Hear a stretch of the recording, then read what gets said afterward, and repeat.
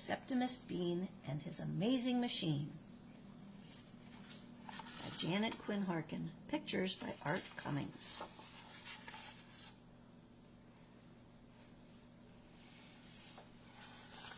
Back in the days of King Albert III, there arrived at the palace, as maybe you've heard, a strange-looking man who was both long and lean. He went by the name of Septimus Bean, and he came with a strange and amazing machine. It was terribly long and incredibly high, and it seemed from the ground to reach up to the sky. It had wheels, it had bells, it was painted bright blue. But King Albert said, "Septimus, what does it do?" So Septimus pulled on a huge, heavy switch. The machine gave a rumble, a choke, and a twitch. Wheels started to spin, bells started to run, and steam valves shot off with a noise like a gun. Flags waved in the breeze. All the gears took to churning. Cogwheels kept turning and turning and turning. The whole machine shook with a horrible shake. But the king just asked, "Septimus, what does it make?" Then Septimus bowed, and he answered quite slow, "I regret, good King Al, that I don't rightly know. I'm sure it is useful one way or another, but what it can do I've yet to discover." Then in rushed the queen, Petronella by name, crying, "Children, see here, what a lovely new game." "What is it, my dear?" she asked of the king. "We're not really sure what to do with the thing," said King Albert III. "Its use is not clear.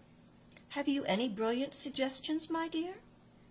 "Perhaps it cleans floors with that long funny hose that looks quite a lot like an elephant's nose," said the queen. "It would save us quite some time on our chores if we used it instead of a broom to sweep floors." So the king nodded over to Septimus Bean, who pulled out the hose and turned on the machine. A great blast of air came out with a whoosh, and a tapestry sailed off the wall with a swoosh, sending statues and goblets and coronets flying, and all of the princesses running off crying. "Stop, stop," cried the queen, as she flew down the room. "I'd rather sweep floors by myself with a broom." Then sweet Princess Primrose, the youngest of all, the king's 7 daughters, skipped into the hall. She took one close look, she needed no other, and whispered some words in the ear of her mother. "The princess suggests to me, Mr. Bean, that you've invented a washing machine," said the queen. "We shall try this idea of my daughter. Bring laundry and soap. Fill the barrel with water."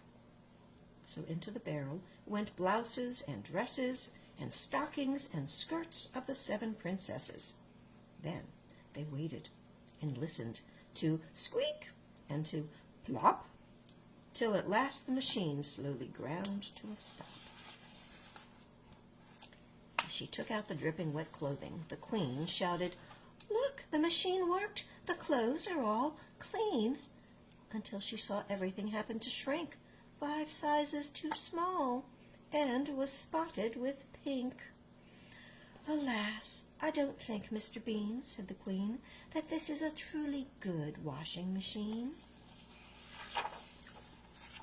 Then King Albert grinned widely. He had an idea. He said, "It's becoming increasingly clear that this thing has a seat and can move all its wheels. Let us drive it a little and see how it feels. Mr. Bean, take your bright blue invention outside. It may make a fine coach upon which I can ride. It might go many miles in just one single day, and it will not get tired, and it will not eat hay." He was all set to start it when up rushed the queen, crying, "Please leave the driving to Septimus Bean. Remember, my dear, that you are the king, and to drive your own coach is not the right thing." So Septimus climbed up, all eager to please. He pulled on the switch. The machine gave a sneeze and a snort and a cough and a bang like a gun. Then it shuddered and juddered and started to run. "Yes, it works! Yes, it goes! It's moving!" they cried, and the princesses hurriedly stepped to the side as it rumbled toward them, gathering speed. "Now, stop, Mr. Bean, we have seen all we need," cried the king, but in vain. The machine wouldn't slow. Called the king with alarm, "My, how fast it can go! Raise the drawbridge at once before Mr. Bean rushes out and away and is never more seen." Then the drawbridge rose up to slow down the machine, speeding madly along with poor Septimus Bean. Up went the machine, never slowing at all, while the people below held their breath for its fall. But instead it soared up, and gently it flew out over the park as a small speck of blue. Then the king danced a jig, threw his arms round the queen, shouting, "That is the greatest thing I've ever seen! Who would have guessed that this Septimus Bean had invented a wonderful flying machine?"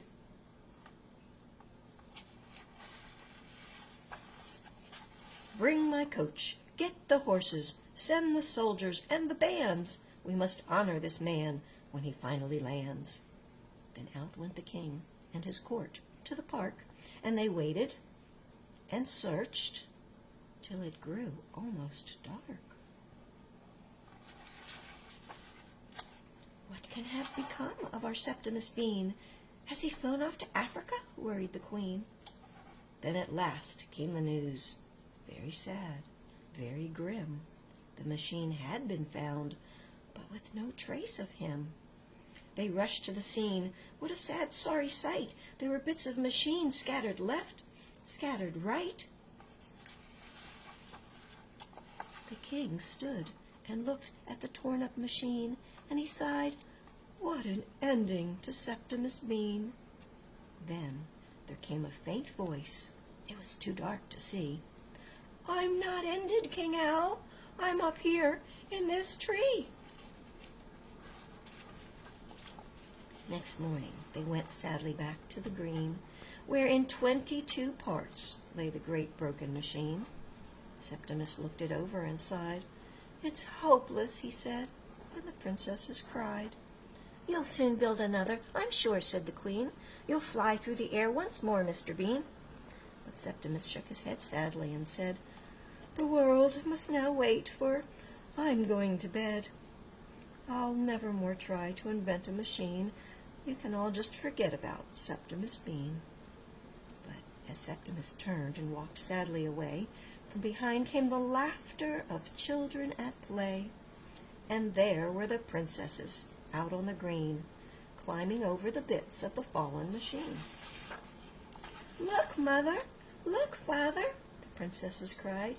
"We can swing, we can climb, we can seesaw and slide."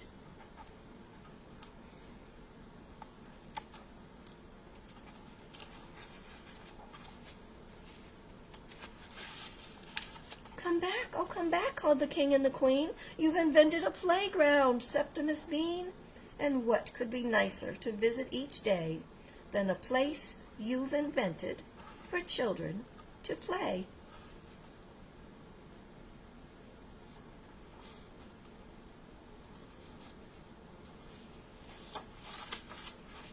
Then the people were called from each village and town, and the king read a speech that was all written down.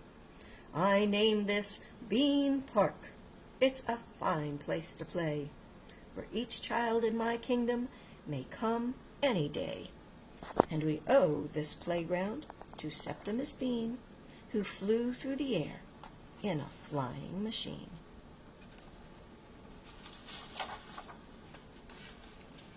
The end.